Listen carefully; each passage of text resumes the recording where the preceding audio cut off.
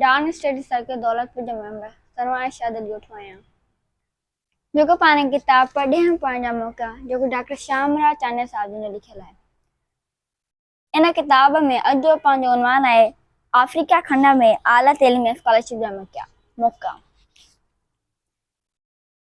पहिरीं त अव्हांखे अफ्रीका खंड जो तारीफ़ कराईंदो हलां त अफ्रीका खंड जिते दुनिया जी अज़ीम ऐं क़दीम मिस्री तहज़ीब नील नदीअ जे किनारे जनम वरितो, जंहिं खंड दुनिया जा लाइ रावल मॉडल अॻवान नेल्सन मंडेला पैदा कयो, जंहिं खंड में दुनिया जे सभ खां वॾी सोन जी खाण मौजूदु आहे ऐं दुनिया जो ॿियो वॾो खंड आहे जेको तक़रीबन 3.37 मिलियन चौरस किलोमीटर ते पखिड़ियल आहे। अफ्रीका में 54 तस्लीम थियल ख़ुदमुख्तियार मुल्क आहिनि, जिन मां सभ खां वॾी आबादी रखंदड़ मुल्क नाइजीरिया आहे। अफ्रीका जी तारीख़ तमामु क़दीम ऐं मतनू आहे। हिते इंसाननि जो जनमु थियो ऐं क़दीम तहज़ीबूं जहिड़ो मिस्र ऐं करताज हिते ई उभिरियूं।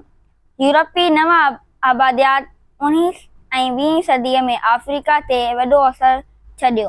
अॼुकल्ह अफ्रीका में मुख़्तलिफ़ क़ौमूं, ॿोलियूं ऐं सक़ाफ़तूं मौजूदु आहिनि। कुदरती वसीलनि जे लिहाज़ खां अफ्रीका तमामु मालामाल आहे, जंहिं जी तेल में सोन, हीरनि ऐं ॿियनि मैदनियात जो ज़ख़ीरा शामिल आहिनि, पर उन जे बावजूदु खंड जे केतिरनि ई इलाइक़नि ऐं गुरबत, सियासी अफ़रातफ़री ऐं समाजी मसइला मौजूदु आहिनि। अफ्रीका जी मईशत ज़राइती वसीलनि जी नाकासी ऐं वधंदड़ सनअतुनि ते दारोमदार रखे थी।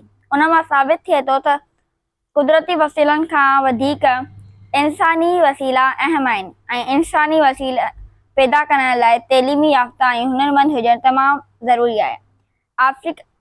अफ्रीका जी जाग्राफ़ी ख़सूसियतूं जहिड़ोकि सहरा, रेगिस्तान, नील नदी ऐं वसीअ सवाना पुर खंड जे माहौलियाती तनूअ खे बयानु कनि था।